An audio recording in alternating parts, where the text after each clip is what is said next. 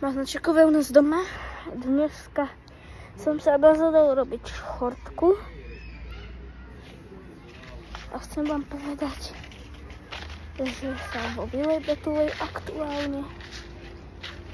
A budem mohli počúvať sa na toto video.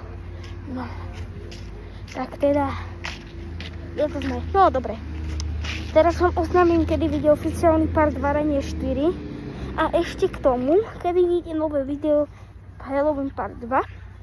A presne tak, to budú updaty na Halloween a neviem ešte, aký sviatok bude.